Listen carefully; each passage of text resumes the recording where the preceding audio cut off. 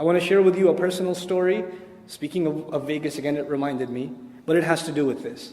I met a family. I don't want to pick on anybody, but I want to share this with you because I think it's of benefit. Muslims, subhanAllah, in some parts of this country, they have so much money, that it's not lack of money that's the problem, it's too much money is the problem. And subhanAllah, some parts of the country are like that. So I'm at this family's house. Their house is probably, at least half the size of this masjid. I mean, it's like a serious house. Right? And so I went there and I visited them, and I did a reminder for their children, things like that. And very palatial place. And the wife comes up to me at the end and she says, Brother Nouman, I gave a talk about Surah Al-Asr and how our time is running out. She says, I just want to ask you something. I said, what is it? She says, I don't want to leave here. I love this house. I don't want to go to any other house. I don't want the akhirah. I just want this house. I told her, I'm sorry, you're going to have to move. So we're all going.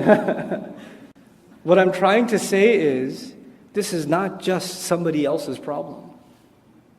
When you become immersed in dunya, we are not immune from developing that kind of attachment. If you find within your Muslim family, when you bring up the subject of death or inheritance or what will happen after you're gone, or who will pray your janazah, and people around you get uncomfortable and say, don't talk about that stuff.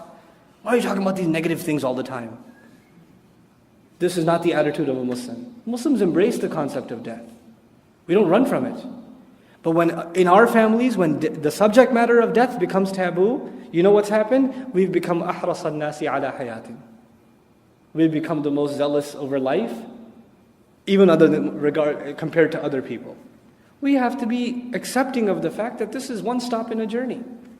And we have to be prepared for the next stop. Whenever you take a journey, you get ready for the next stop. So that's our attitude in the life of a Muslim. So I pray that we don't embody these characteristics. It's easy to look at Bani Israel and say, cursed nation. Look at how Allah talks about that. It's not about that. It's the legacy that Allah is talking about that we shouldn't embody. And I pray that Allah Azza wa Jal protects our hearts from becoming hard and from becoming people that are zealous over this life and forget their concerns for the next.